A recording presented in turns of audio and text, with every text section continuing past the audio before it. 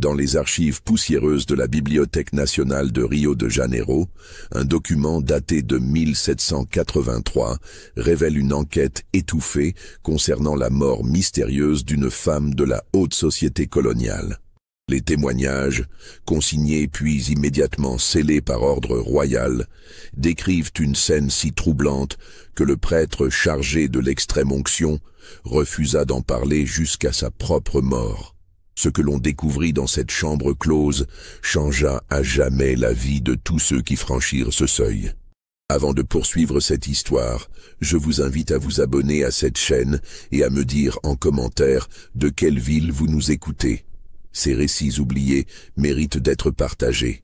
Mais pour comprendre ce qui se passa réellement cette nuit-là, il nous faut remonter 15 années plus tôt, dans les terres brûlantes du Minas Gerais brésilien, là où l'or arrachait aux hommes leur humanité plus sûrement que la fièvre ou la faim. L'année 1768 marquait l'apogée du cycle de l'or au Brésil. Dans la capitainerie du Minas Gerais, les collines éventrées crachaient encore leur richesse métallique, attirant nobles portugais, aventuriers et marchands d'esclaves. C'était une époque où la couronne portugaise resserrait son contrôle sur ses colonies américaines, imposant le quinto real avec une rigueur implacable, tandis que les grandes familles de fazendeiros consolidaient leur pouvoir dans un territoire aussi vaste qu'hostile. À 3 journées de cheval de Villarica, la capitale de la capitainerie, s'étendait le domaine de Campos Dourados. 5000 hectares de terre vallonnée où serpentaient de petits cours d'eau charriant encore des pépites. La fazenda elle-même dominait le paysage depuis une colline douce, ses murs de pisé blanchis à la chaux visibles à des lieues à la ronde. Autour de la Casa Grande, la maison principale, s'organisait tout un univers. Les senzalas, ces baraquements où s'entassaient près de 200 esclaves, les ateliers, les écuries, la chapelle, et légèrement à l'écart, la Casa de Engenho, où l'on traitait l'or extrait des rivières environnantes. Le domaine appartenait au baron Teodoro Vasconcelos de Almeida, un homme dans sa 5e décennie, arrivé du Portugal 20 ans plus tôt, avec une concession royale et l'ambition dévorante qui caractérisait les nouveaux nobles des colonies. Il avait bâti sa fortune sur le dos de centaines d'âmes arrachées aux côtes d'Afrique, traitées comme du simple bétail dans les registres de la fazenda.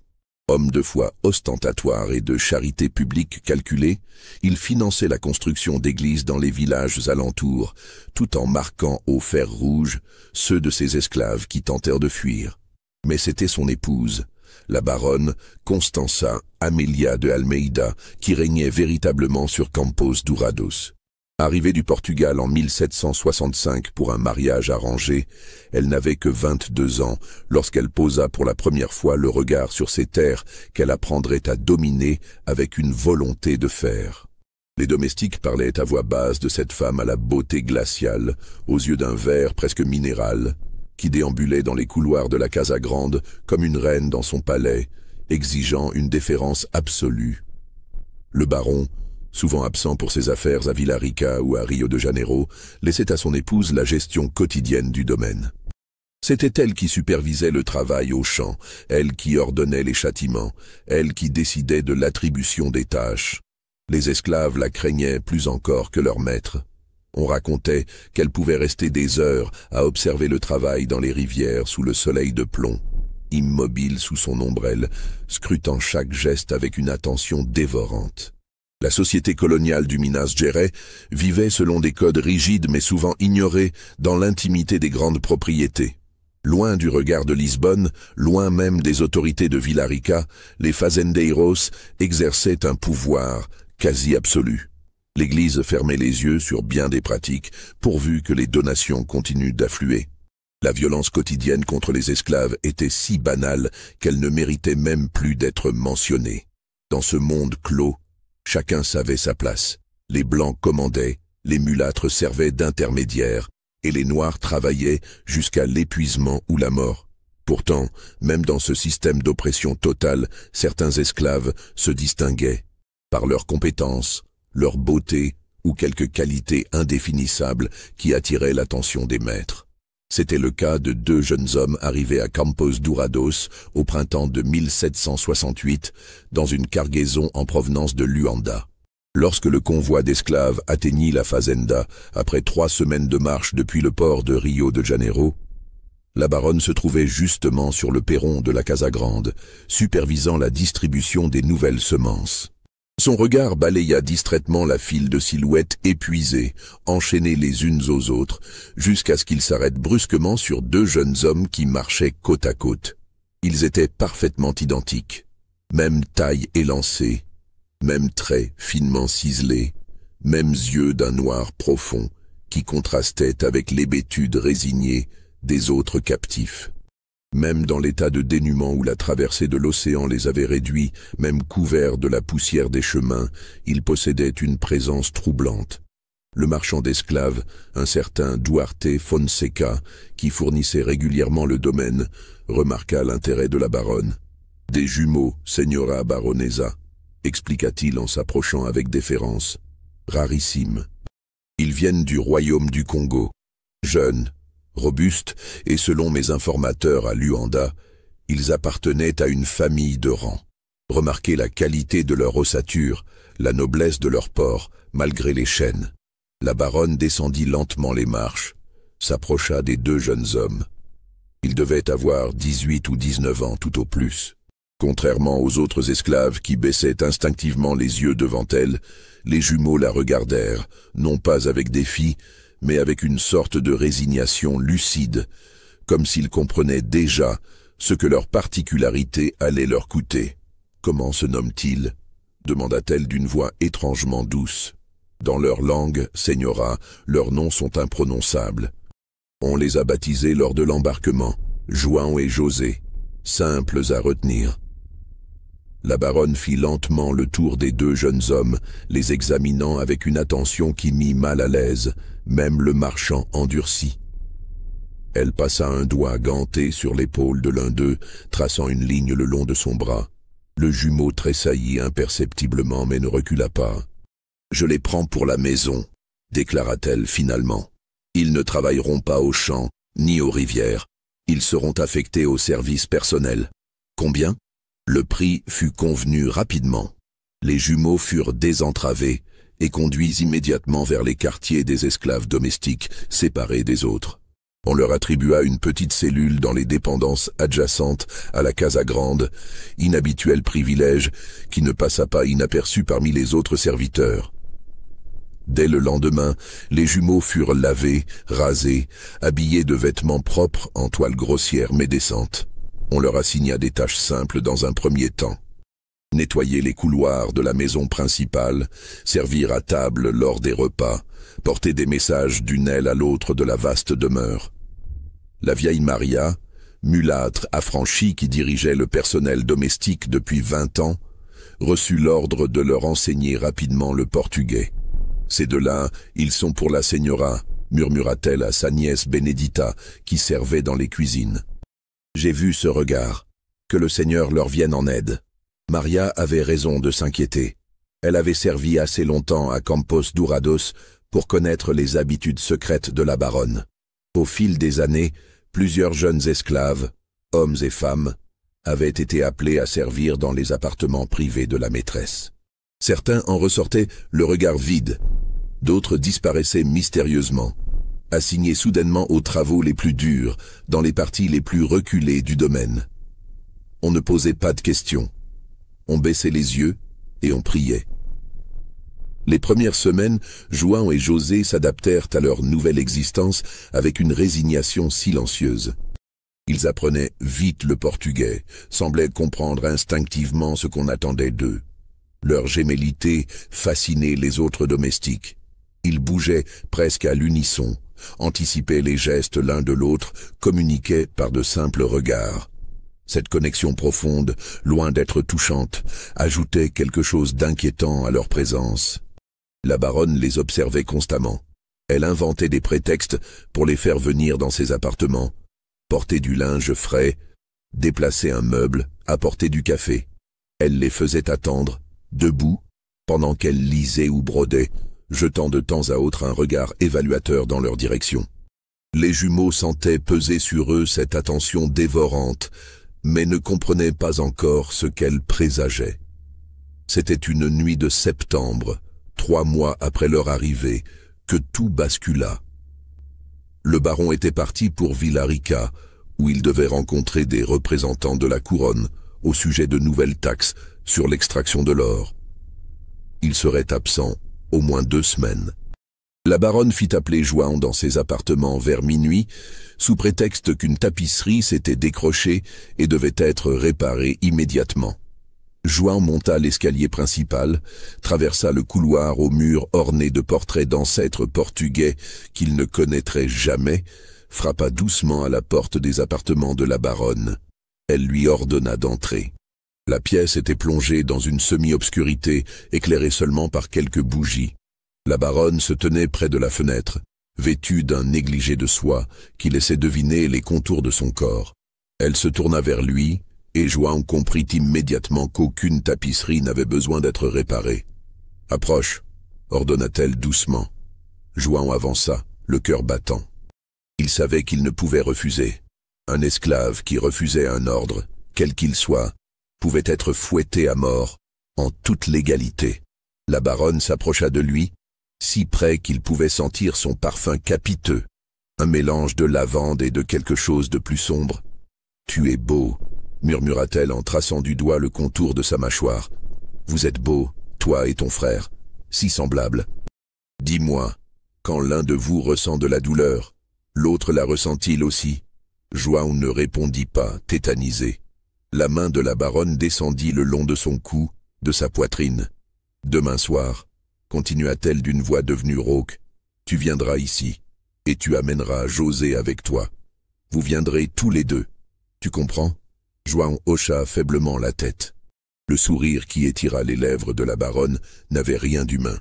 C'était le sourire d'un prédateur qui vient de repérer sa proie. « Bien, maintenant va, et souviens-toi, pas un mot à quiconque, pas même à ton frère, pas encore. Si tu parles, je vous ferai vendre séparément aux mines d'or les plus reculées, vous ne vous reverrez plus jamais. » Cette nuit-là, João redescendit vers la petite cellule qu'il partageait avec José. Son frère jumeau se réveilla dès qu'il entra, comme si un lien invisible l'avait averti du trouble qui agitait João. Dans l'obscurité, les 2 frères se regardèrent longuement sans un mot. José posa une main sur l'épaule de son jumeau, geste de réconfort silencieux. Ils savaient tous deux, sans avoir besoin de parler, que leur existence venait de prendre un tournant irréversible. Le lendemain fut interminable. João et José accomplirent leurs tâches habituelles sous le regard perçant de Maria, qui sentait confusément qu'il se passait quelque chose. Vers le milieu de l'après-midi, João trouva le courage de murmurer à son frère, en congolais, ce que la baronne avait exigé. José ne manifesta aucune surprise. Il hocha simplement la tête, comme s'il s'était attendu à cela depuis le début. « Nous n'avons pas le choix », murmura-t-il dans leur langue maternelle. « Nous devons survivre, ensemble. » Cette nuit-là, lorsque les 2 jumeaux montèrent ensemble l'escalier vers les appartements de la baronne, ils portaient le poids de tous leurs ancêtres, de leur royaume perdu, de leur liberté volée. Ils frappèrent à la porte. La voix de la baronne leur ordonna d'entrer. Ce qui commença cette nuit-là allait durer 15 années. Les mois qui suivirent établirent une routine aussi terrible qu'invisible. 2 à 3 fois par semaine, parfois plus lorsque le baron s'absentait, la baronne faisait appeler les jumeaux dans ses appartements après minuit. Les autres domestiques finirent par le savoir, bien sûr. Dans une fazenda, rien ne reste secret longtemps, mais personne n'en parlait ouvertement. Maria se contentait de serrer les lèvres et de réciter des Ave Maria supplémentaires. Les autres esclaves détournèrent le regard quand João et José traversaient les couloirs tard le soir. La baronne avait découvert en ces 2 jeunes hommes une source de plaisir d'une nature particulière. Ce n'était pas seulement leur beauté physique, ni même leur jeunesse qui l'attirait. C'était leur gémellité même, cette ressemblance parfaite qui lui permettait de jouer avec eux comme avec 2 moitiés d'un même être. Elle les faisait se tenir côte à côte pour mieux observer les infimes différences ou les mêlait si étroitement qu'elle ne savait plus qui était qui. Elle explorait méthodiquement les limites de leur connexion, observant avec une fascination morbide comment une caresse sur l'un provoquait une réaction chez l'autre. Les jumeaux avaient compris qu'ils ne pourraient jamais échapper à cette situation. Toute tentative de fuite serait punie par la torture ou la mort. Toute résistance ouverte aurait le même résultat. Alors ils développèrent une stratégie de survie tacite. Ils s'absenteraient mentalement, se réfugieraient dans un espace intérieur que la baronne ne pourrait jamais atteindre. Pendant qu'elle utilisait leur corps, leurs esprits voyageaient ailleurs, vers le royaume du Congo qu'ils avaient connu enfants, vers des souvenirs de liberté si lointains qu'ils n'étaient peut-être plus réels. Mais cette stratégie avait un prix terrible.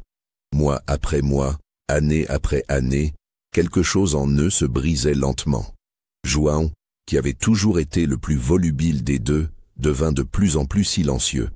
José, traditionnellement le plus contemplatif, développa une tension intérieure palpable, comme une corde trop tendue sur le point de se rompre. La baronne, de son côté, semblait nourrie par cette situation. Alors que les années passaient, elle ne vieillissait pas comme les autres femmes de son âge. À 30 ans, puis 35, elle conservait une beauté étrange, presque minérale, comme si elle tirait sa vitalité du désespoir silencieux des jumeaux. Les rares visiteurs qui venaient à Campos Dourados remarquaient toujours cette femme magnifique qui régnait sur son domaine avec une autorité absolue, ignorant tout du prix payé pour cette splendeur. Le baron Teodoro, quant à lui, restait largement absent, physiquement et émotionnellement. Ses affaires à Villarica et à Rio de Janeiro l'occupaient de plus en plus. Quand il revenait à la fazenda, c'était pour des séjours brefs, pendant lesquels il s'enfermait dans son bureau pour gérer les comptes ou recevait d'autres fazenderos pour discuter politique. Son épouse et lui occupaient des chambres séparées, ne se voyaient qu'au repas officiel. Si le baron savait quelque chose des habitudes nocturnes de la baronne, il choisissait délibérément de l'ignorer. Dans la société coloniale, tant qu'une femme restait discrète et n'engendrait pas de scandale public, un mari pouvait fermer les yeux sur bien des choses. Si cette histoire vous glace le sang, laissez un j'aime et dites-moi en commentaire ce que vous pensez qu'il s'est passé ensuite. Les années se succédèrent avec une régularité oppressante. 1769 devint 1770, puis 75, puis 80. João et José passèrent de jeunes hommes à la trentaine, leurs visages se creusant légèrement, mais leur gémellité restant aussi troublante qu'au premier jour. Ils étaient devenus des présences familières à Campos Dourados, des ombres silencieuses qui traversaient les couloirs, accomplissaient leurs tâches avec efficacité et disparaissaient dans les appartements de la baronne quand la nuit tombait. D'autres esclaves mouraient, étaient vendus, s'enfuyaient.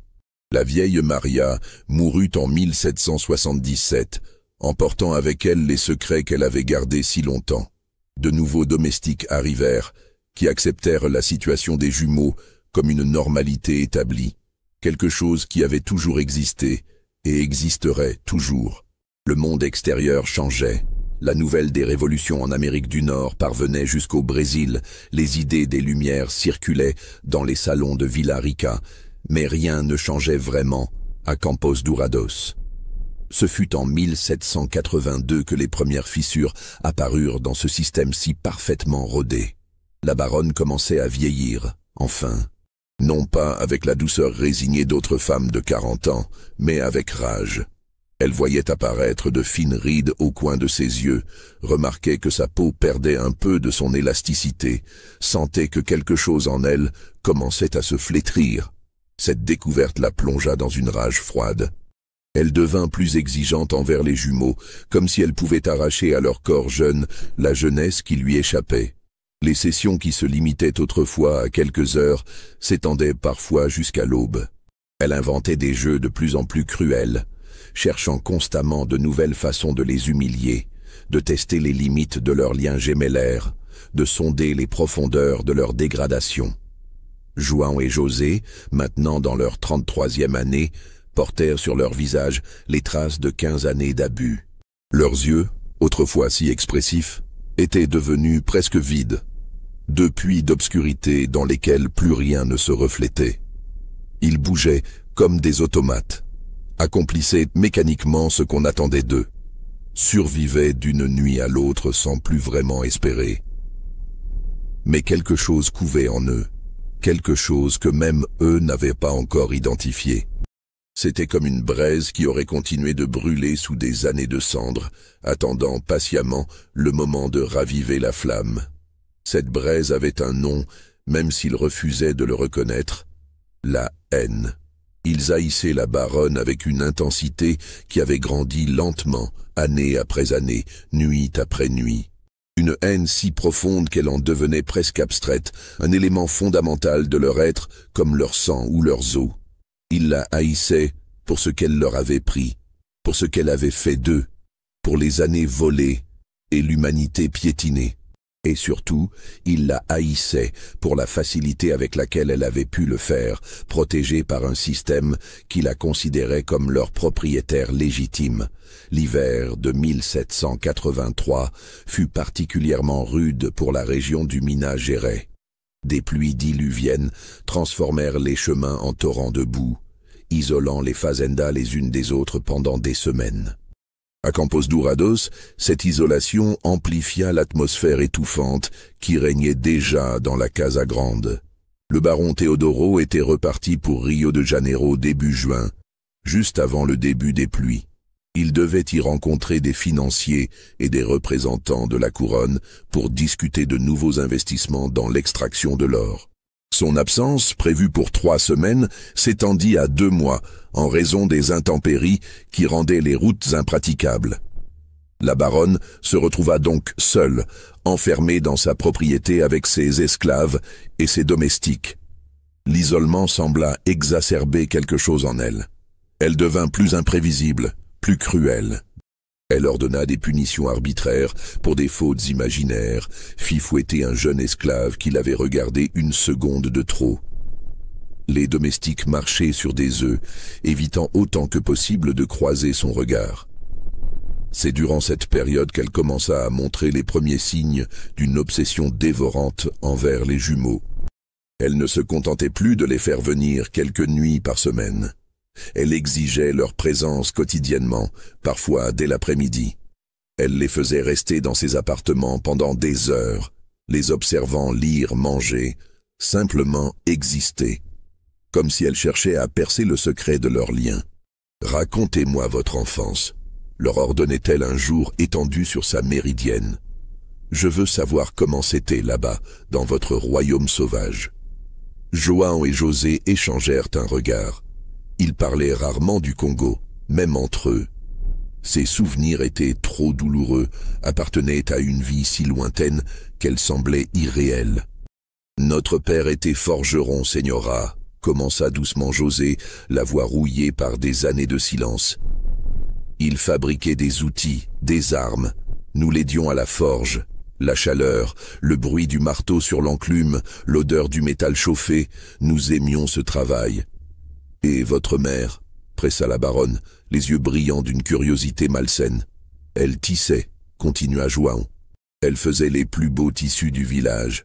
Les gens venaient de loin pour acheter son travail.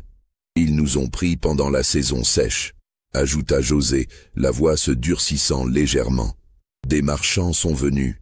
Ils ont brûlé notre village, tué notre père qui tentait de résister. Notre mère, nous ne savons pas ce qu'elle est devenue. » La baronne écoutait avec une attention avide, presque sensuelle.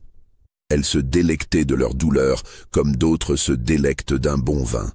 Cette capacité à rester là, confortablement installée, à écouter le récit de l'horreur qu'ils avaient vécue tout en sachant qu'elle perpétuait cette horreur chaque nuit, révélait la profondeur de sa perversion morale. « Que c'est fascinant !» murmura-t-elle. « Et dites-moi, quand ils vous ont séparés sur le bateau, avez-vous ressenti sa douleur, son absence ?» Les jumeaux ne répondirent pas.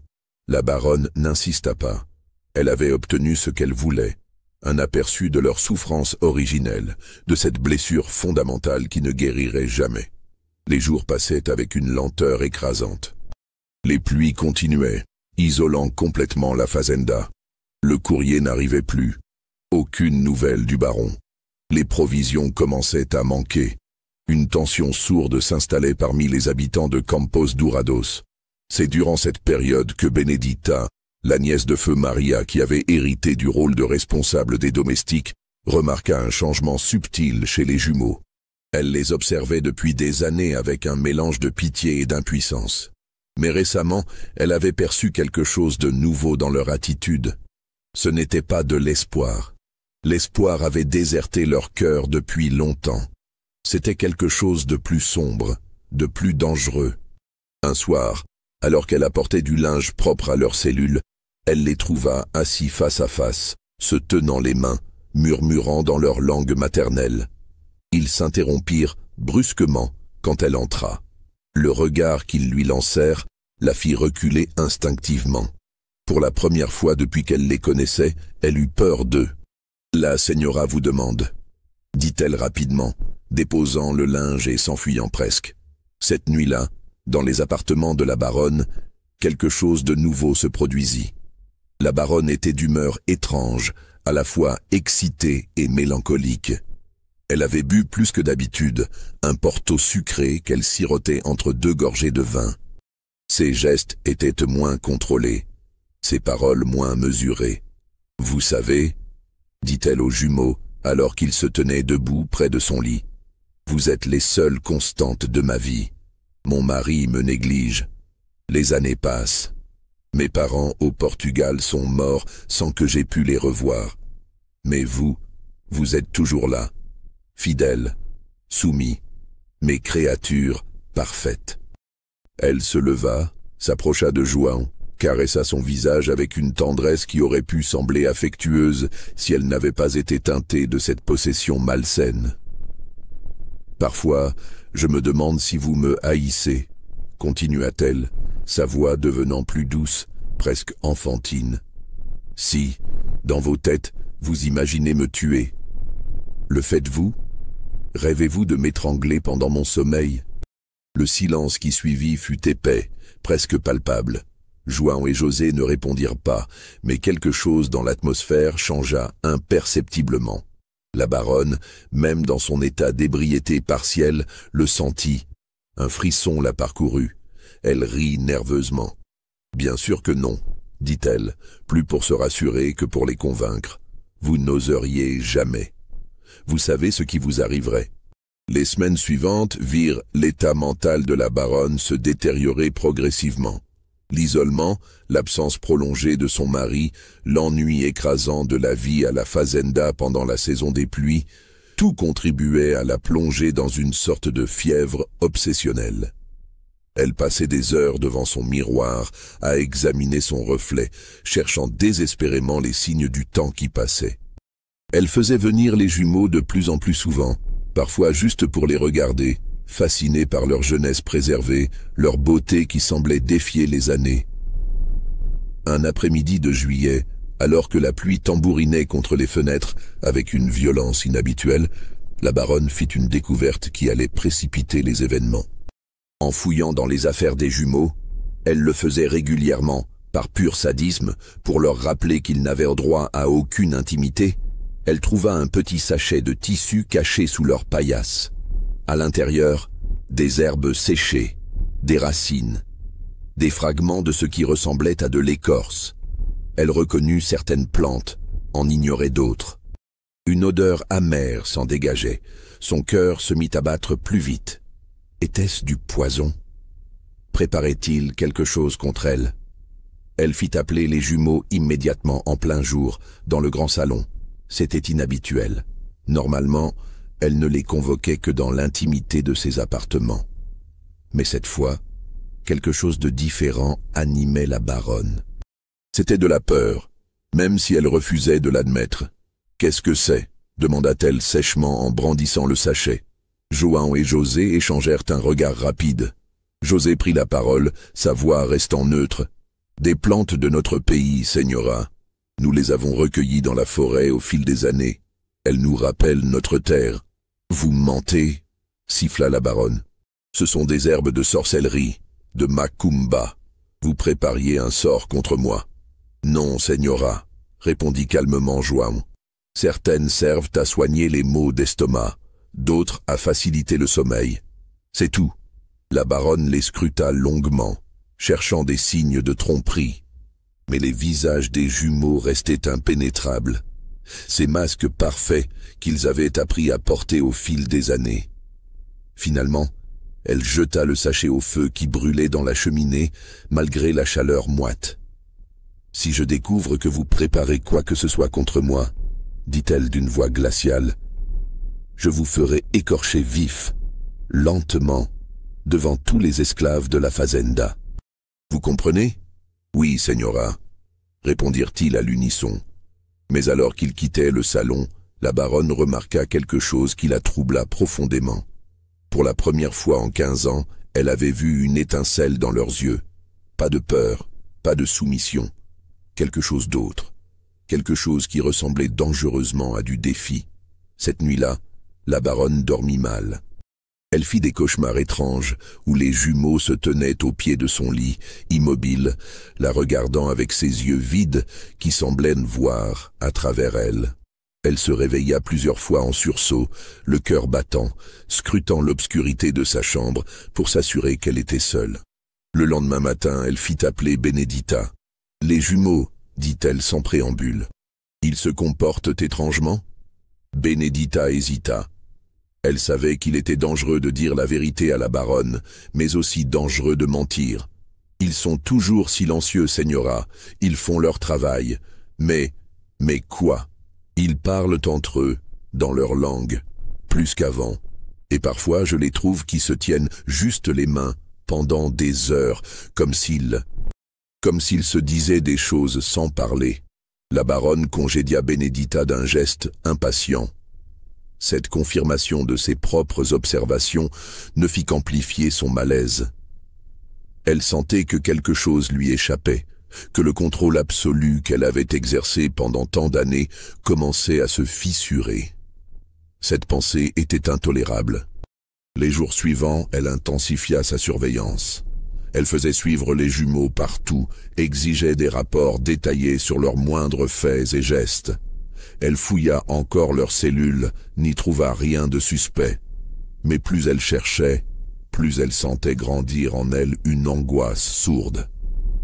Ce qu'elle ne savait pas, c'est que les jumeaux avaient effectivement préparé quelque chose. Pas un sort, pas de la sorcellerie, mais quelque chose de bien plus simple et de bien plus terrible. Une décision. Après 15 années de soumission, après 15 années à endurer l'intolérable, quelque chose s'était brisé en eux. Ou plutôt, quelque chose s'était réveillé. Cette part d'eux-mêmes qu'ils avaient dû enfouir pour survivre, cette dignité humaine qu'on ne peut écraser complètement, refaisait surface. Ils ne l'avaient pas verbalisé, même entre eux. Mais ils le savaient tous les deux, avec cette certitude absolue que seuls les jumeaux peuvent partager. Il y aurait un point de non-retour, et ce point approchait rapidement.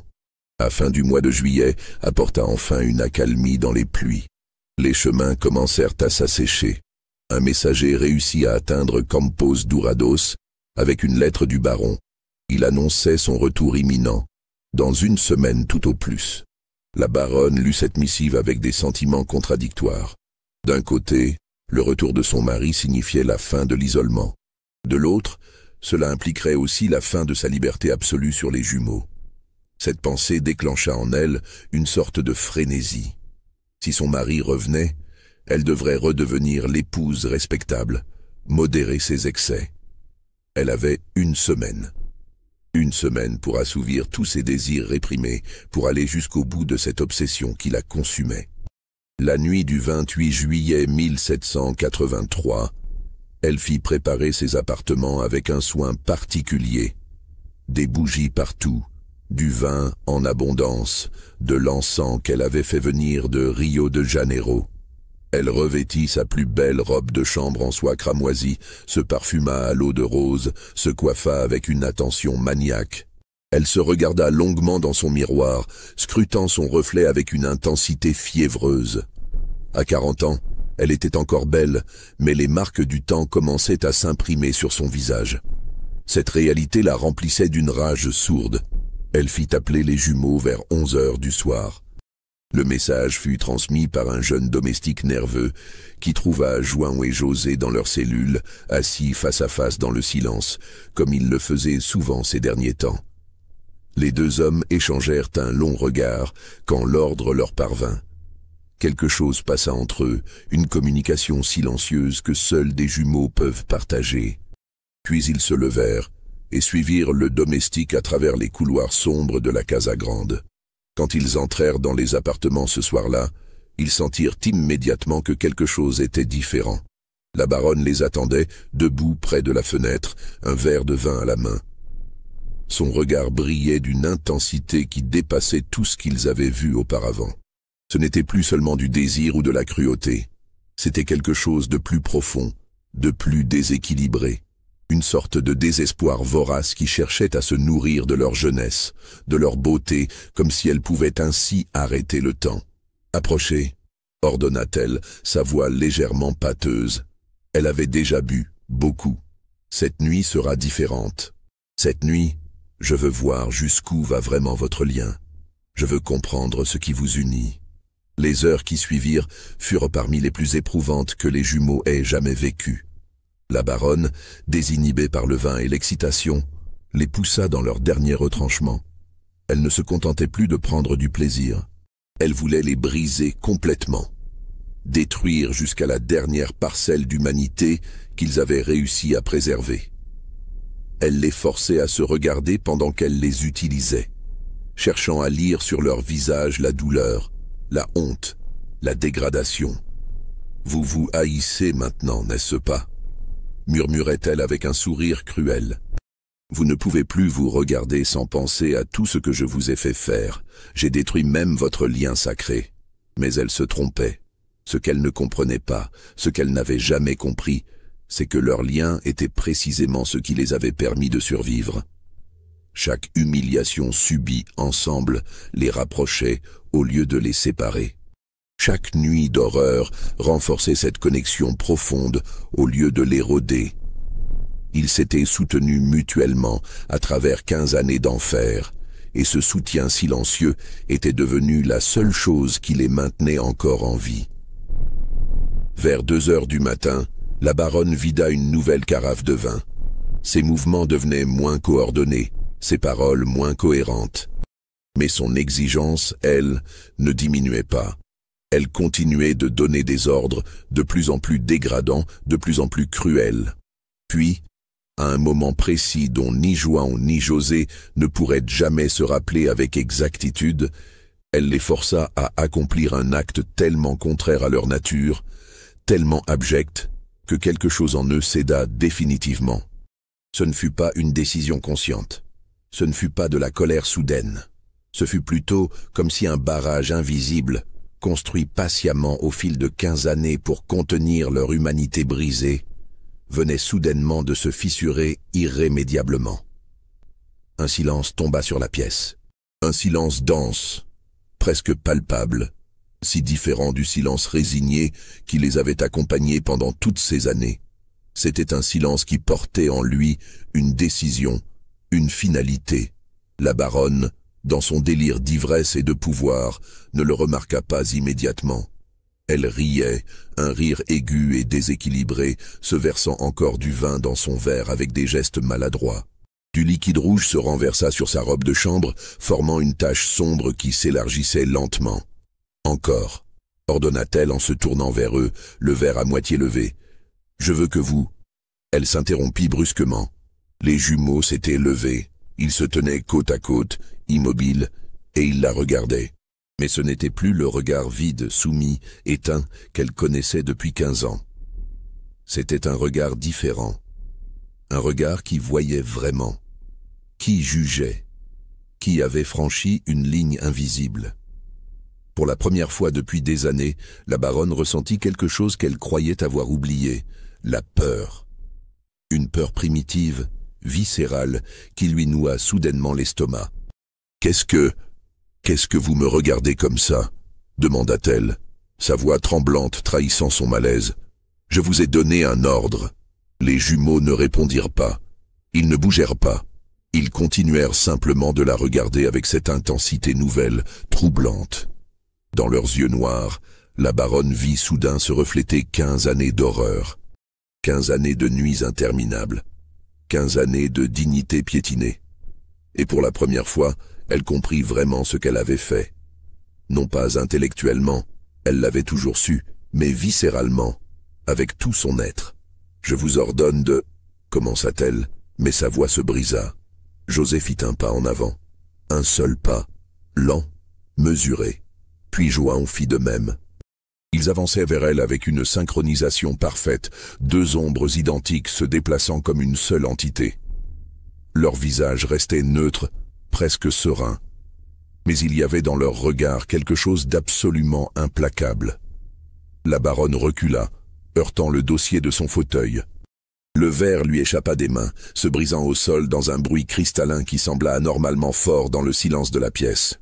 Du vin rouge se répandit sur le tapis persan, formant une mare sombre. « Je vous ferai tuer !» hurla-t-elle soudainement, sa voix montant dans les aigus. « Torturé, écorché vif, vous entendez? Je vous ferai... » José leva lentement une main, un geste simple, presque doux, qui fit taire la baronne plus efficacement qu'un cri. Puis, pour la première fois depuis 15 ans, il parla sans qu'on le lui ordonne. Sa voix était basse, calme, presque tendre, et c'était précisément cette douceur qui la rendait terrifiante.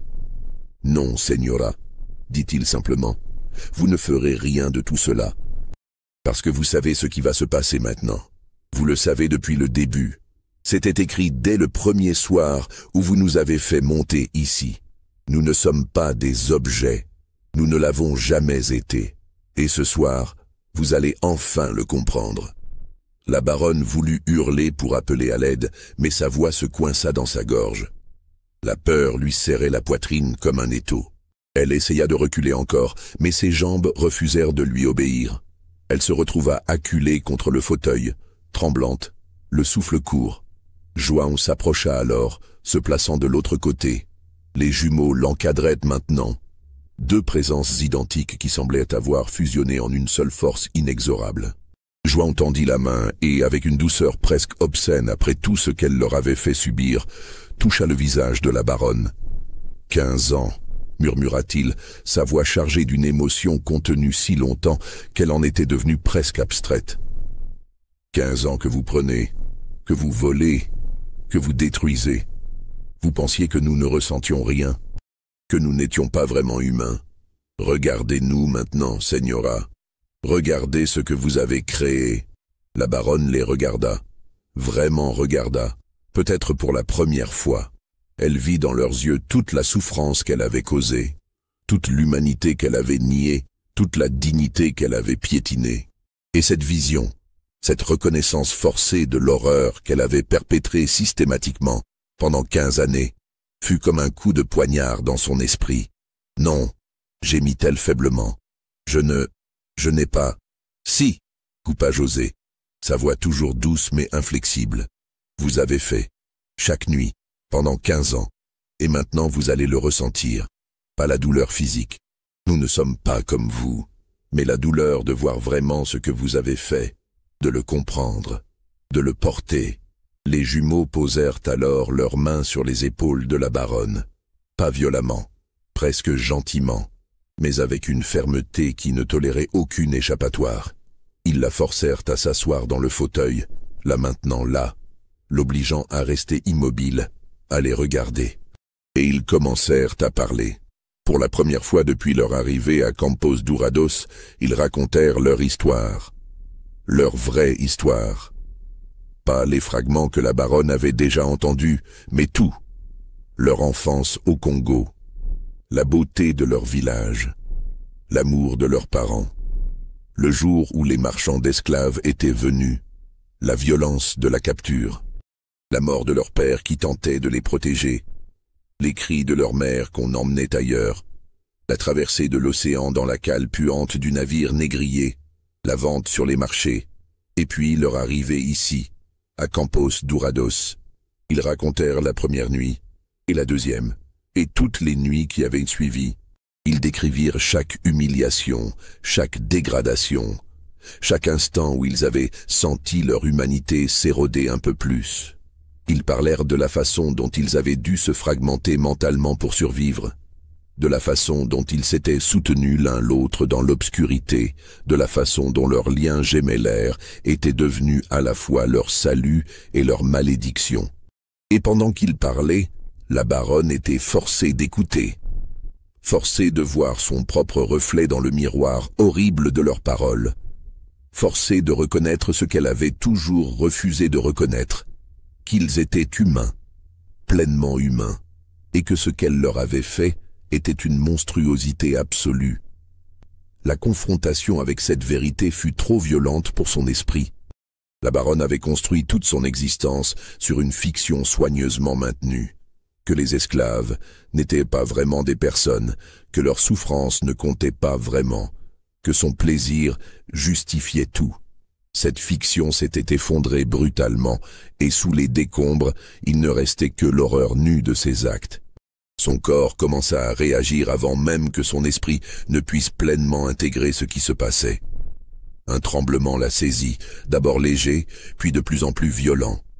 Sa respiration devint erratique, superficielle. Son cœur se mit à battre de façon chaotique, tantôt trop vite, tantôt semblant s'arrêter complètement. De la sueur perla sur son front, malgré la fraîcheur de la nuit. Les jumeaux, voyant son état se détériorer, reculèrent instinctivement. Ils n'avaient pas voulu cela. Ils avaient simplement voulu être vus, reconnus, entendus. Ils avaient voulu reprendre leur humanité volée.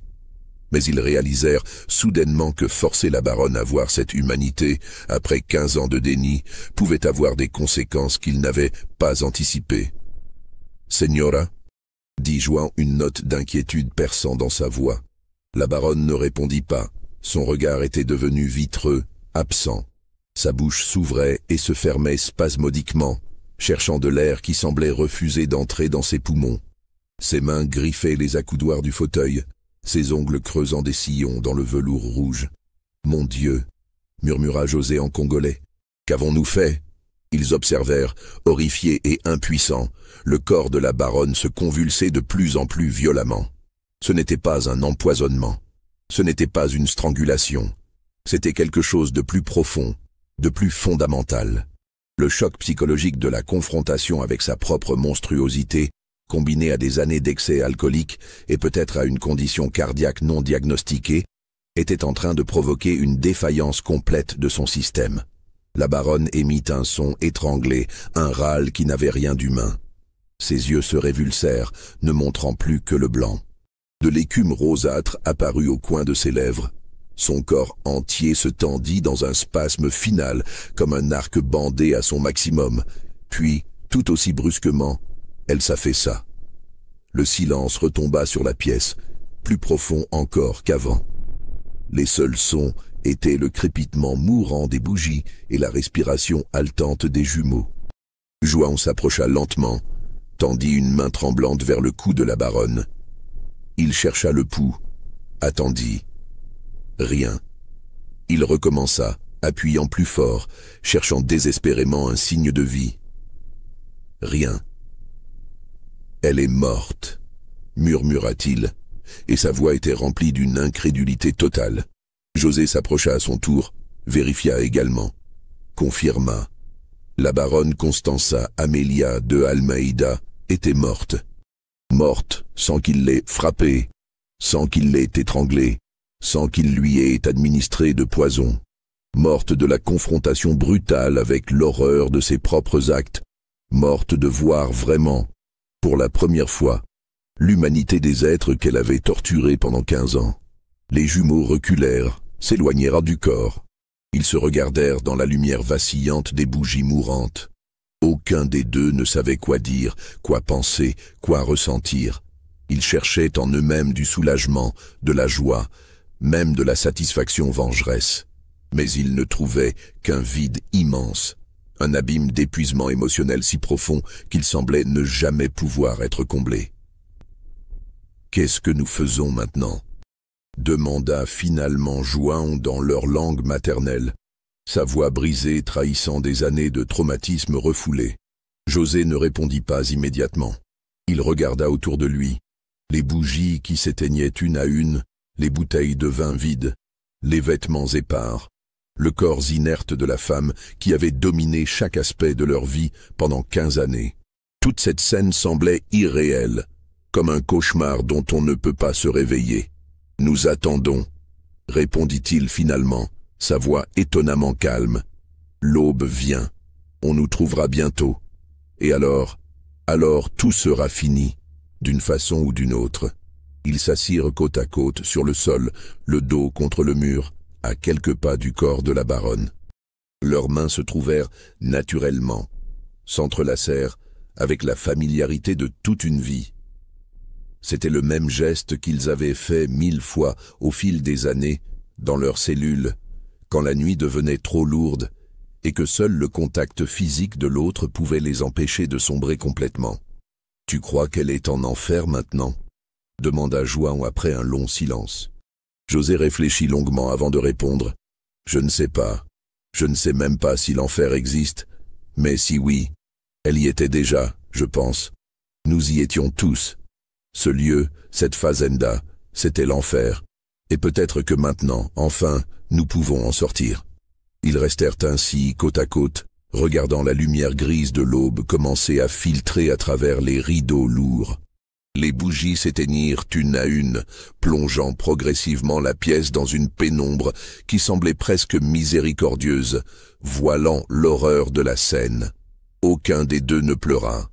Les larmes avaient été épuisées depuis longtemps. Aucun des deux ne parla davantage. Tout avait été dit. Ils attendirent simplement, ensemble comme toujours, que quelqu'un vienne les trouver et que leur destin, quel qu'il soit, se scelle définitivement. Dans ce silence de l'aube naissante, quelque chose d'étrange se produisit. Pour la première fois depuis 15 ans, ils ressentirent un début de paix. Non pas le bonheur, non pas la joie, mais simplement l'absence de cette peur constante qui les avait accompagnés chaque jour. La baronne était morte. Il ne serait plus jamais appelé dans ses appartements, plus jamais forcé de subir ses désirs cruels. Quoi qu'il arrive désormais, ce chapitre de leur vie était terminé. C'était Benedita qui les découvrit peu après le lever du soleil. Elle apportait, comme chaque matin depuis des années, le plateau du petit déjeuner de la baronne. Elle frappa doucement à la porte, comme toujours, n'obtint pas de réponse, attendit un moment, inquiète. La baronne était souvent de mauvaise humeur le matin, surtout après une nuit de beuverie, et entrer sans permission pouvait valoir une gifle ou pire. Mais quelque chose dans le silence de ce matin-là lui sembla différent, plus lourd, plus définitif. Après avoir hésité encore un moment, elle tourna doucement la poignée et entr'ouvrit la porte. Le cri que poussa Benedita quand elle vit la scène alerta toute la maisonnée. Un cri aigu, primitif, chargé d'horreur et d'incompréhension. Le plateau qu'elle tenait lui échappa des mains, se fracassant au sol dans un bruit de porcelaine brisée. Elle recula dans le couloir, une main sur la bouche, incapable de détourner le regard de ce qu'elle venait de voir. En quelques secondes, d'autres domestiques accoururent. Puis Rodrigo, le contremaître, un homme massif au visage durci par des années passées à imposer la discipline aux esclaves. Il écarta brutalement les domestiques qui s'agglutinaient devant la porte, entra dans les appartements. La scène qu'il découvrit défait toute logique immédiate. La baronne gisait dans son fauteuil, la tête rejetée en arrière, les yeux ouverts, fixant le plafond dans une expression de terreur figée. Aucune marque visible sur son corps, aucun signe de lutte, aucune blessure apparente. Les bougies s'étaient toutes consumées, laissant des traces de cire solidifiée partout. Des bouteilles de vin vides jonchaient le sol. L'air était lourd d'une odeur mélangée de parfum, d'alcool et de quelque chose d'autre, quelque chose de fade que Rodrigo reconnut comme l'odeur de la mort récente. Et assis contre le mur, les mains toujours jointes, les jumeaux attendaient. Leurs visages étaient des masques vides. Leurs yeux regardaient droit devant eux sans vraiment voir. Ils ne tentèrent pas de s'enfuir, ne dirent pas un mot. Ils restèrent simplement là, comme s'ils avaient déjà accepté leur sort. « Qu'avez-vous fait » hurla Rodrigo, sa voix tonnant dans la pièce. Il dégaina son fouet, le fit claquer dans l'air. « Qu'avez-vous fait à la señora » José leva lentement les yeux vers le contremaître. Sa voix, quand il parla, était d'un calme presque surnaturel. « Nous n'avons rien fait. Elle est morte. Son cœur a lâché. »« Menteur !» Rodrigo fit un pas menaçant vers eux. « Vous l'avez tué, je vais vous... » « Attendez !» intervint une voix depuis la porte. C'était le père Anselmo, le vieux prêtre qui desservait la chapelle de la fazenda. Il entra lentement, s'approcha du corps de la baronne. Ses mains tremblantes vérifièrent le pouls, touchèrent le front déjà froid. Il examina le corps avec attention, cherchant des signes de violence. « Il n'y a pas de marque, » dit-il finalement, sa voix troublée. « Pas de strangulation, pas de coup, rien. On dirait qu'elle est morte d'une crise quelconque. » « Mais ils étaient là, » insista Rodrigo en pointant les jumeaux, « seuls avec elle, en pleine nuit. Vous savez tous ce qui se passait ici. » Un silence gêné accueillit ces paroles. Tous le savaient, effectivement. Mais personne n'en avait jamais parlé ouvertement. C'était un de ces secrets que tout le monde connaissait, mais que personne ne reconnaissait. Le prêtre lui-même détourna le regard, mal à l'aise. « Il faut enchaîner ces deux-là », ordonna finalement Rodrigo. « Les enfermer jusqu'à ce que le baron revienne et décide de leur sort.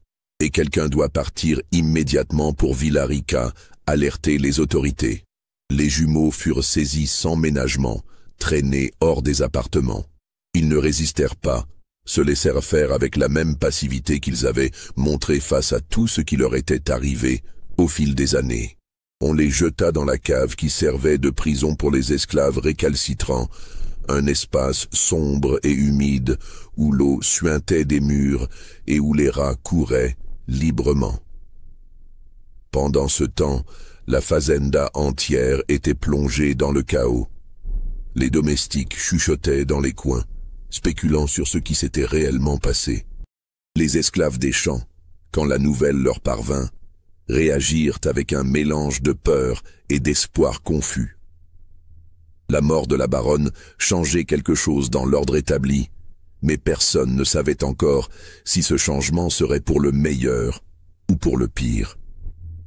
Benedita, avec l'aide d'autres servantes, s'occupa du corps de la baronne. Elles la lavèrent, la vêtirent de sa plus belle robe, celle qu'elle portait pour les grandes occasions.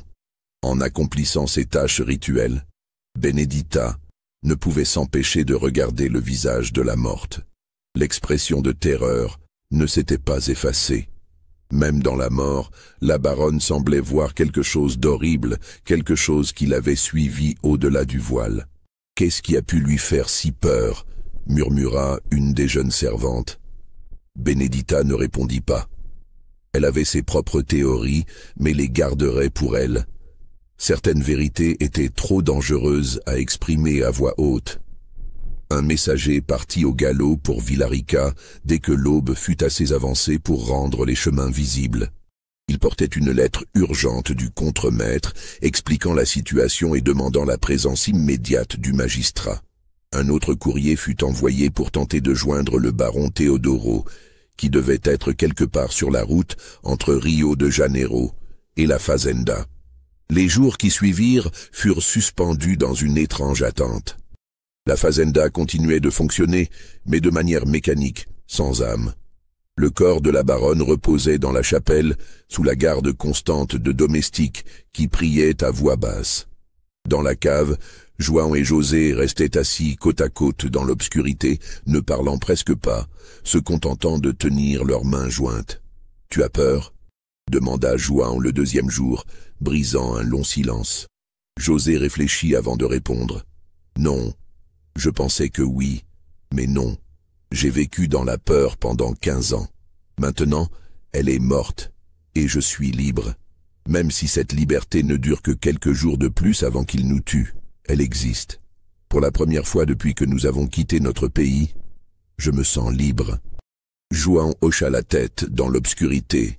Il comprenait exactement ce que son frère voulait dire. Ils avaient franchi une ligne invisible.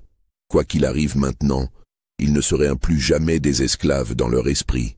La baronne avait possédé leur corps, mais en mourant, Elle avait involontairement libéré leurs âmes. Le baron Teodoro arriva le 3e jour, accompagné d'un magistrat de Villarica, nommé Sebastián Correia, et d'une escorte de 6 soldats. Le baron, homme dans sa 5e décennie avec une barbe grisonnante et des yeux lasses, descendit de cheval avec lenteur. Il avait l'air épuisé par le voyage, mais aussi par quelque chose de plus profond, une lassitude existentielle. On le conduisit d'abord à la chapelle où reposait le corps de son épouse.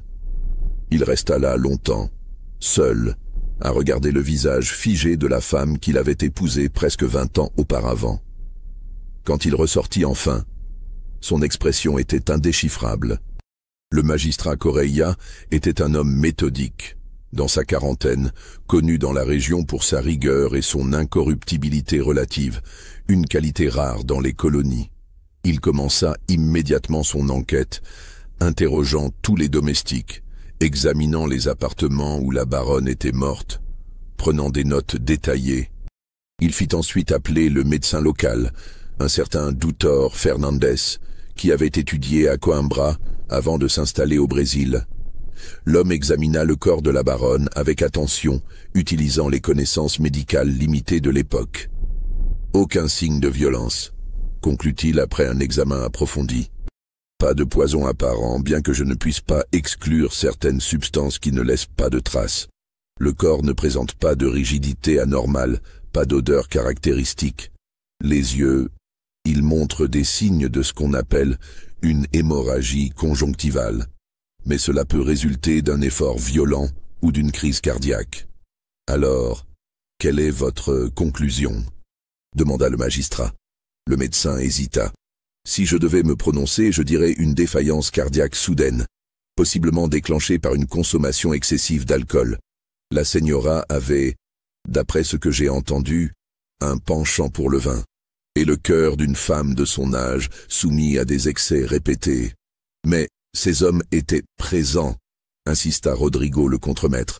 Seul avec elle, ils ont dû faire quelque chose. Le magistrat se tourna vers lui avec un regard sévère.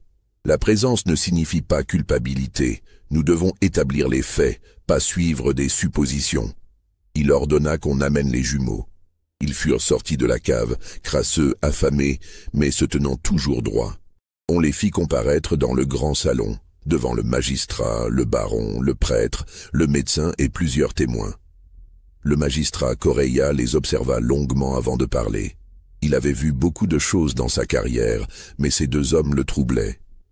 Il y avait quelque chose dans leur regard, dans leur maintien, qui ne correspondait pas à l'image de meurtrier. « Racontez-moi exactement ce qui s'est passé cette nuit-là », ordonna-t-il finalement. José prit la parole. Sa voix était calme, mesurée, dénuée d'émotions excessives.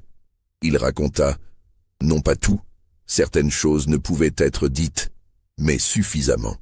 Comment la baronne les avait convoqués, comme elle le faisait souvent. Comment elle avait bu beaucoup. Comment, vers 2 heures du matin, elle s'était soudainement mise à trembler, à suffoquer. Comment ils avaient tenté de l'aider mais n'avaient rien pu faire. Comment elle était morte devant eux et comment ils avaient attendu l'aube, ne sachant pas quoi faire d'autre. Le magistrat l'écouta sans l'interrompre. Puis il se tourna vers les domestiques qui avaient été appelés comme témoins. Cette habitude de faire venir ces hommes dans ses appartements, elle durait depuis longtemps, demanda-t-il, bien qu'ils connaissent déjà la réponse. Benedita, tremblante, confirma. Depuis qu'ils sont arrivés à la fazenda, Señor Magistrado, depuis 15 ans. Un murmure gêné parcourut l'assemblée. Le baron serra les mâchoires, mais ne dit rien. Le prêtre baissa les yeux. Ces arrangements étaient courants dans les fazendas, tout le monde le savait, mais on n'en parlait pas ouvertement. Que le magistrat force cette reconnaissance publique était embarrassant pour tous. Et la señora, elle buvait souvent, continua Correia. De plus en plus ces derniers mois, Seigneur, admit Benedita. Parfois je la trouvais pas bien le matin. Elle semblait tourmentée. Le magistrat interrogea ensuite d'autres domestiques, recoupant leurs témoignages. Tous confirmaient l'alcoolisme croissant de la baronne, son comportement de plus en plus erratique, son obsession pour les jumeaux. « Y a-t-il eu des menaces » demanda-t-il aux jumeaux. L'un de vous a-t-il déjà exprimé le désir de nuire à la señora? Jamais, Seigneur, répondit João. Nous étions ses esclaves. Nous faisions ce qu'elle ordonnait. Toujours. Il y avait quelque chose dans la façon dont il prononça ce dernier mot, toujours, qui fit frissonner plusieurs personnes présentes. Une résignation si profonde qu'elle en devenait presque accusatrice. L'enquête continua pendant 3 jours. Le magistrat examina les appartements encore et encore, cherchant des indices, des signes de lutte, n'importe quoi qui pourrait suggérer un meurtre. Il interrogea chaque domestique séparément, cherchant des contradictions. Il fit examiner le vin restant dans les bouteilles pour détecter d'éventuels poisons. Il ne trouva rien. Absolument rien qui puisse prouver que les jumeaux avaient activement causé la mort de la baronne. Le 4e jour, il convoqua une assemblée formelle. Tous les habitants de la Casa Grande furent présents, le baron, les domestiques, le prêtre, le médecin, le contremaître et bien sûr les jumeaux.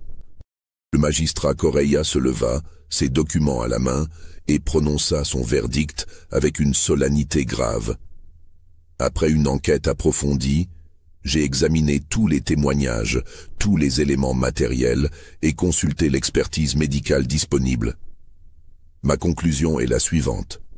La baronne Constanza Amelia de Almeida est décédée de cause naturelle, très probablement une défaillance cardiaque soudaine, possiblement déclenchée ou aggravée par une consommation excessive d'alcool. Un murmure parcourut l'assemblée. Rodrigo voulut protester, mais le magistrat leva la main pour imposer le silence. Les esclaves, João et José, étaient présents au moment du décès, cela est établi. Mais présence ne signifie pas culpabilité. Aucune preuve matérielle, aucun témoignage crédible, aucune expertise médicale ne suggère qu'ils ont activement causé cette mort. En conséquence, aucune charge criminelle ne sera retenue contre eux. Le baron Teodoro hocha lentement la tête. Il semblait presque soulagé par ce verdict. Une accusation de meurtre aurait entraîné un procès long, compliqué, qui aurait attiré l'attention sur les pratiques de la fazenda. Cette conclusion discrète lui permettait d'éviter un scandale. Qu'il en soit ainsi, dit-il simplement. L'affaire est close. Nous enterrerons mon épouse demain avec tous les honneurs dus à son rang. L'enterrement eut lieu le lendemain, sous un ciel lourd de nuages gris qui menaçaient de crever à tout moment. Tout le personnel de la fazenda fut convoqué, ainsi que quelques fazendeiros des environs qui avaient fait le déplacement.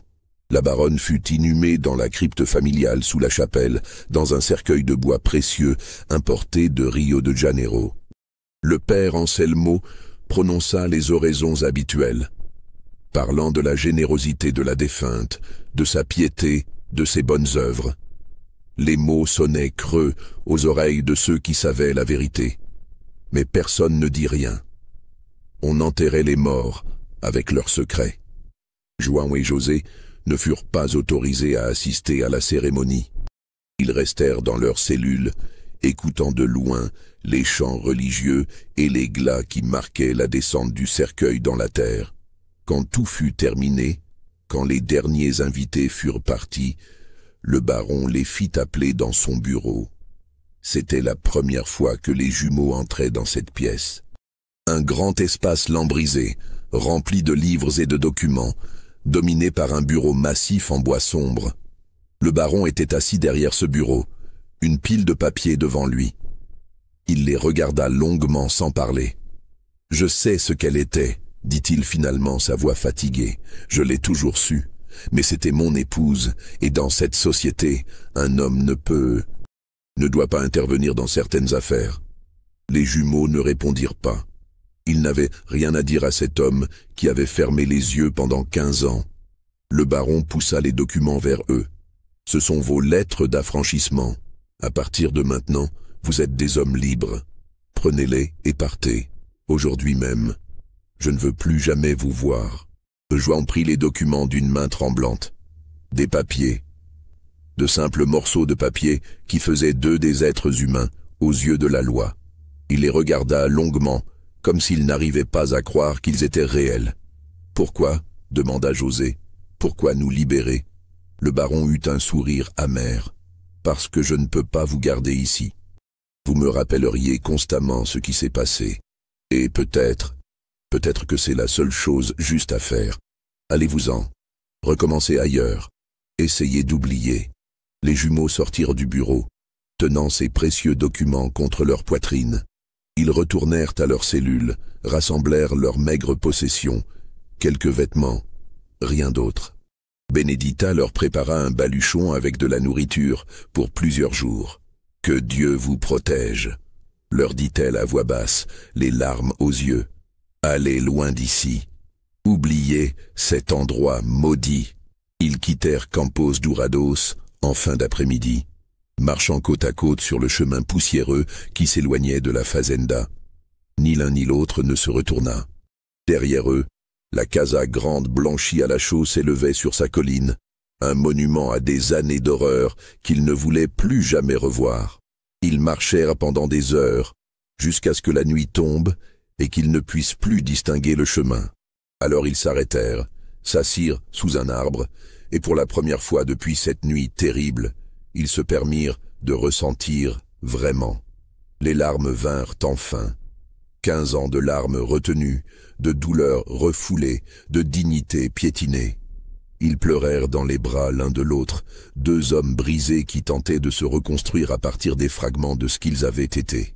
« Nous sommes libres », murmura Juan entre deux sanglots. « Vraiment libres ?»« Oui », répondit José, sa voix étranglée. « Mais à quel prix? Qui sommes-nous maintenant? Que reste-t-il de nous ?» Ces questions resteraient sans réponse pendant très longtemps. Les années qui suivirent furent un long processus de reconstruction douloureuse. Les jumeaux errèrent d'abord dans la région du Minas Gerais, tentant de trouver du travail, de s'intégrer quelque part. Mais partout où ils allaient, l'histoire de Campos Dourados les précédait. Les gens les regardaient avec un mélange de fascination morbide et de méfiance. Certains les considéraient comme des victimes. D'autres les soupçonnaient d'avoir vraiment tué la baronne et d'avoir échappé à la justice grâce à un technicisme. En 1784, ils décidèrent de quitter complètement la région aurifère. Ils descendirent vers la côte, vers des territoires où personne ne les connaissait. Le voyage fut long et périlleux. Ils travaillèrent comme journaliers dans des plantations, comme porteurs dans des ports, acceptant n'importe quelle tâche pour survivre. En 1787, ils arrivèrent finalement dans un petit village de pêcheurs, près de l'actuel Salvador, assez loin de tout pour que leur passé ne les rattrape pas. Ils changèrent leur nom. Juan devint Joaquim Silva. José devint Jerónimo Silva. Deux noms aussi communs que possible, des identités qui leur permettraient de disparaître dans l'anonymat. Ils apprirent le métier de pêcheur auprès d'un vieil homme qui ne posait pas de questions et acceptait n'importe quelle main-d'œuvre. Le travail était dur, physiquement épuisant, mais il y avait quelque chose de cathartique dans cette lutte quotidienne contre l'océan. L'immensité de la mer, son indifférence aux drames humains, offrait une forme étrange de réconfort. Lentement, très lentement, ils commencèrent à reconstruire quelque chose qui ressemblait à une vie. Ils louèrent une petite cabane près de la plage. Ils établirent une routine simple. Pêcher à l'aube, vendre le poisson au marché, rentrer avant la tombée de la nuit. Ils évitaient les contacts sociaux autant que possible, restant à l'écart des festivités du village, des célébrations religieuses, de tout ce qui aurait pu attirer l'attention sur eux. Mais les cicatrices psychologiques ne guérissaient pas. Les cauchemars continuaient, nuit après nuit. Des rêves où ils étaient de nouveau dans les appartements de la baronne, piégés dans une boucle temporelle infinie. Des rêves où elle n'était pas morte, où elle continuait à les appeler, encore et encore.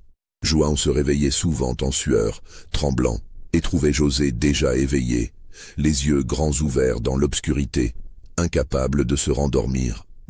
Ils ne parlaient jamais de ce qui s'était passé. C'était un accord tacite entre eux.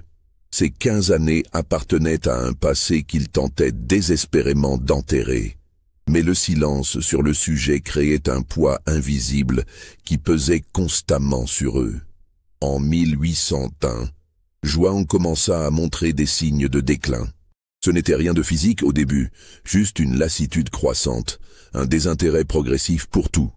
Il continuait de pêcher, de manger, de vivre, mais c'était mécanique, sans vraiment habiter son corps. José le regardait avec une inquiétude grandissante, reconnaissant dans les yeux de son frère le même vide qu'il ressentait lui-même. « Tu penses souvent à elle ?» demanda José un soir, brisant des années de silence sur le sujet. João ne répondit pas immédiatement. Ils étaient assis sur la plage, regardant le soleil se coucher sur l'océan, teintant le ciel de rouge et d'orange flamboyant. « Chaque jour, admit-il finalement, chaque nuit, elle est toujours là, dans ma tête.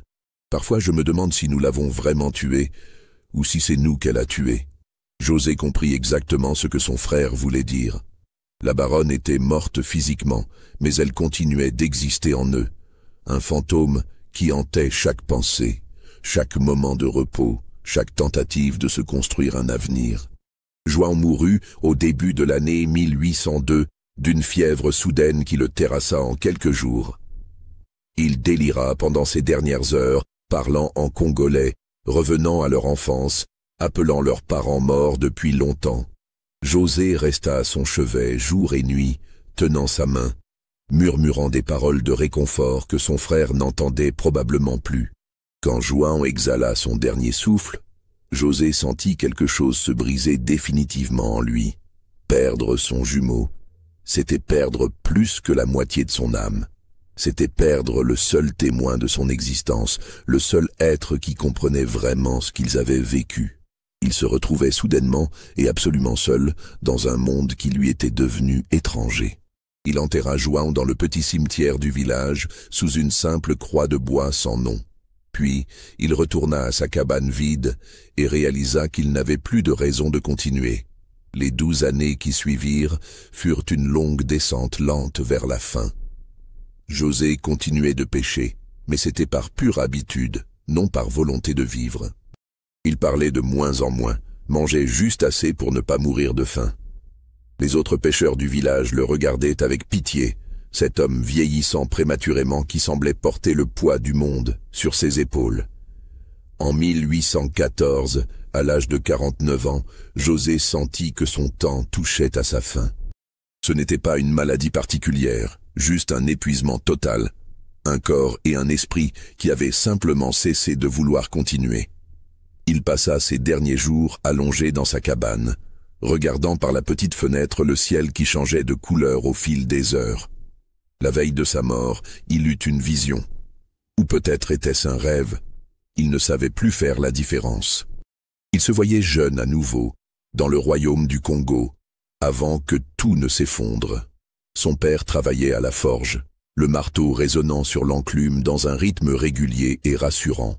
Sa mère tissait, ses doigts habiles, créant des motifs complexes dans le tissu. Et à côté de lui, toujours, João. Son frère, sa moitié, son reflet.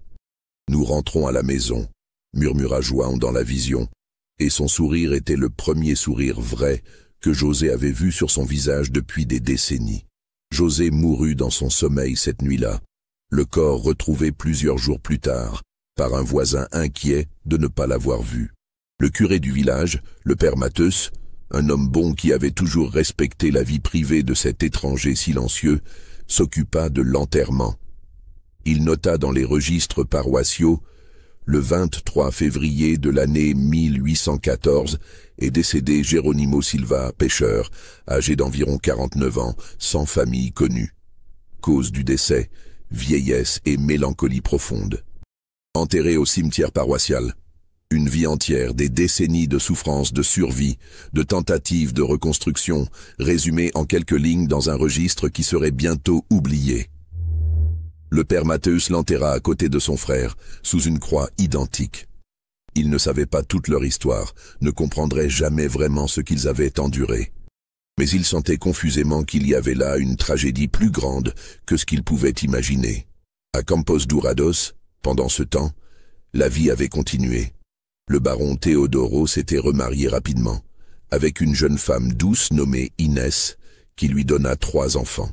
Il mourut en 1810 d'une pneumonie, respecté dans la région comme un homme d'affaires prospère et un bienfaiteur de l'Église. La vérité sur ce qui s'était passé sous son toit fut enterrée avec lui. La fazenda passa à son fils aîné, qui la géra avec moins de succès. Les mines d'or s'épuisaient, l'économie de la région changeait. En 1850, la propriété avait perdu beaucoup de sa valeur et de son prestige. L'abolition graduelle de l'esclavage au fil du XIXe siècle rendit finalement ce type d'exploitation impossible. En 1888, quand l'esclavage fut définitivement aboli au Brésil, Campos Dourados n'était déjà plus qu'une ombre de ce qu'elle avait été. Les descendants du baron, appauvris et désintéressés, vendirent la propriété dans les années 1900. Les nouveaux propriétaires tentèrent d'en faire une exploitation agricole moderne, mais sans succès. La fazenda fut finalement abandonnée dans les années 1930. La nature tropicale, patiente et impitoyable, commença à la reprendre. Les murs s'écroulèrent. Le toit s'effondra. La végétation envahit les couloirs où avaient marché les jumeaux tant de fois. La chapelle où fut enterrée la baronne s'écroula, dispersant ses ossements dans la terre rouge. Aujourd'hui, il ne reste que des ruines à peine reconnaissables. Des touristes aventureux s'y rendent parfois, attirés par les légendes locales qui parlent d'un lieu maudit.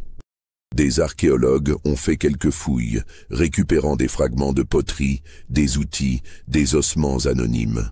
Mais l'histoire vraie de Campos Dourados, l'horreur qui s'y est déroulée, reste largement inconnue. Dans les archives de Villa Rica, devenu Ouro Preto, le rapport du magistrat Sébastien Correia existe toujours. Un document jauni, aux bords effrités, presque illisible. Quelques chercheurs l'ont consulté au fil des décennies, intrigués par cette mort mystérieuse d'une baronne dans sa fazenda isolée. Mais sans contexte, sans comprendre vraiment ce qui s'était passé dans ses appartements cette nuit-là, ils n'y ont vu qu'une curiosité historique de plus. Dans les registres paroissiaux du petit village de pêcheurs près de Salvador, les noms de Joaquim Silva et Geronimo Silva sont inscrits avec leur date de décès. Personne ne sait qu'il s'agissait de João et José, les jumeaux de Campos Dourados. Cette connexion a été perdue à jamais. Mais dans la mémoire orale des descendants des esclaves de la région du Minas Gerais, l'histoire survit, transformée et amplifiée au fil des générations. On raconte l'histoire de deux frères jumeaux qui furent les esclaves d'une femme cruelle et dont la souffrance était si grande qu'elle finit par tuer leur maîtresse. On dit que leurs esprits hantent encore les ruines de Campos Dourados, cherchant éternellement la paix qu'ils n'ont jamais pu trouver de leur vivant. Certains habitants de la région jurent avoir vu, au crépuscule, deux silhouettes identiques marchant parmi les décombres, se tenant par la main. D'autres disent avoir entendu des pleurs dans le vent qui soufflent à travers les murs écroulés, des pleurs qui semblent venir de très loin, d'un temps révolu où l'humanité de certains était niée pour le plaisir d'autres. Mais peut-être que la vérité est plus simple et plus terrible que toutes ces légendes. Peut-être qu'il n'y a pas de fantômes, pas de malédiction, pas de justice cosmique. Juste l'écho persistant d'une souffrance humaine trop grande pour être jamais complètement effacée. Juste le souvenir de ce que les êtres humains sont capables de s'infliger les uns aux autres quand un système leur en donne le pouvoir et l'impunité. João et José sont morts il y a plus de 200 ans. Leurs os se sont depuis longtemps mélangés à la terre du Brésil qu'ils ont labourée, des océans qu'ils ont sillonnés. Leurs noms ont été oubliés. Leur histoire a été effacée des livres d'histoire officiels. Mais quelque part, dans les recoins oubliés des archives coloniales, dans les murmures transmis de génération en génération, dans les ruines silencieuses d'une fazenda perdue, leur histoire persiste. Elle persiste comme un avertissement, comme un témoignage, comme une accusation silencieuse contre tous les systèmes qui réduisent des êtres humains à de simples objets. La baronne Constanza Amélia de Almeida est morte cette nuit de juillet 1783. Mais ce qu'elle représentait, l'abus de pouvoir absolu, la déshumanisation systématique, la cruauté banalisée, a survécu bien au-delà d'elle. Et peut-être que c'est la vraie malédiction de Campos Dourados. Non pas que les morts hantent les vivants, mais que les vivants continuent de répéter les erreurs des morts, encore et encore, à travers l'histoire.